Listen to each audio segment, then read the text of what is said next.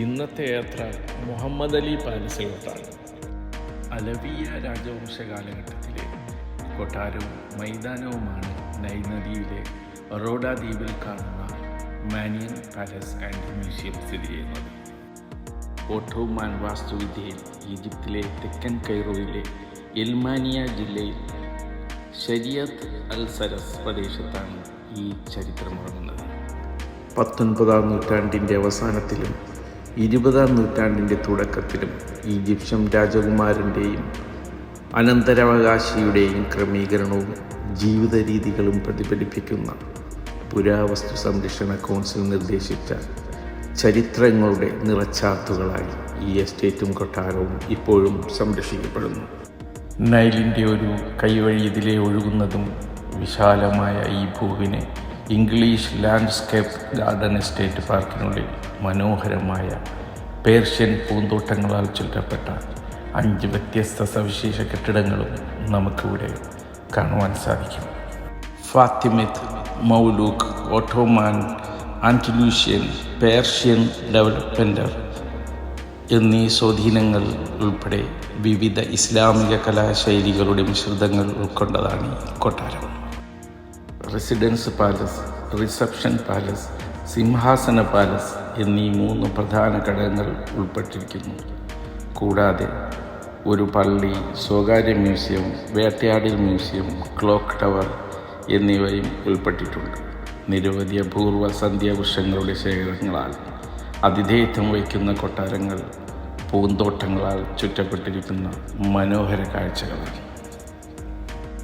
തൗഫീഖ് പാഷയുടെ 2ാമത്തെ മകനും ഖേതിവ് അബ്ബാസ് രണ്ടാമൻ്റെ സഹോദരനുമായ മുഹമ്മദ് അലി രാജകുമാരൻ്റെ ഉടമസ്ഥയിലുള്ളതാണ് ഇപ്പോൾ ഈ കൊട്ടാരം. ഫവാദ് 1-ാമൻ രാജാവിൻ്റെ മരണത്തിന് നിയമപരമായ പ്രായത്തിലുമെത്തിയപ്പോൾ ഫറൂഖ് രാജാവിൻ്റെ സ്ഥാനോപഹാരത്തിനിടയിലെ കാലയളവിൽ 3 റീജൻറ്റുകളിൽ ഒരാളായിരുന്നു മുഹമ്മദ് അലി രാജകുമാരൻ. റെസിഡൻ്റ് പാലസിൻ്റെ നിർമ്മാണം മുതൽ മറ്റു ഘടനകൾ വരെ കൊട്ടാരത്തിൻ്റെ സ്ഥാനം മുഹമ്മദ് അലി രാജകുമാരൻ വ്യക്തിപരമായി തിരഞ്ഞെടുക്കപ്പെട്ടു. ഈ മനോഹാരിതയുടെ രൂപകൽപ്പനകളും അലങ്കാരപ്പണികളുടെയൊക്കെ മേൽനോട്ടം വഹിച്ചത് മഹാനായ മാസ്റ്റർ ബിൽഡറായ മുഹമ്മദ് അബീബിയാണ് നടത്തിയത്. താൻ മരിച്ചാലും ഈ കൊട്ടാരം സംരക്ഷിക്കപ്പെടണമെന്ന് മുൻകൂട്ടി തീരുമാനിച്ച രാജകുമാരൻ്റെ കാലശേഷം മ്യൂസിയമാക്കാൻ നിർദ്ദേശങ്ങൾ നൽകിയിരുന്നു.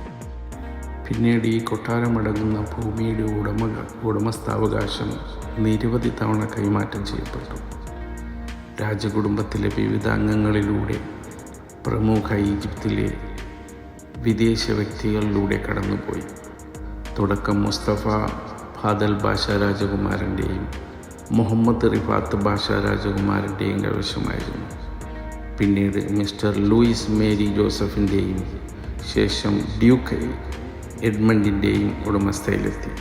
1888 എഡ്മണ്ട് ഡുക്ക് ഈജിപ്തിലെ ഫ്രഞ്ച് നിവാസിയായ ജീൻ ക്ലോക്ക് അർഷദിന് വിട്ടുകൊടുത്തു. ഇപ്പോഴും ഈ കൊട്ടാരം അങ്ങനെ തന്നെ നിലകൊണ്ടുപോകുന്നു. അവിടെയുള്ള മ്യൂസിയം സന്ദർശന വേളയിൽ നമുക്ക് കാണാൻ കഴിഞ്ഞത് അവർ വേട്ടയാടപ്പെട്ട മൃഗങ്ങളുടെ മമ്മിയും ശവശരീരങ്ങളും അതിനുള്ളിൽ വച്ചിരിക്കുന്നതായി കണ്ടു. പിന്നെ അന്നത്തെ കാലത്ത് ആ ഭൂപ്രദേശങ്ങളിൽ കണ്ടെത്തിയിട്ടുള്ള പല ജീവികളുടെയും ശവശരീരം അല്ലെങ്കിൽ മമ്മിയാണ് അവരിപ്പോഴും ആ മ്യൂസിയത്തിൽ വച്ചിരിക്കുന്നത്. അന്നത്തെ രാജകുമാരന്മാർ വേട്ടയാടിയ പല പക്ഷി മൃഗാദികളായിരിക്കാം ഇപ്പോഴും ഇവിടെ വച്ചിരിക്കുന്നത്.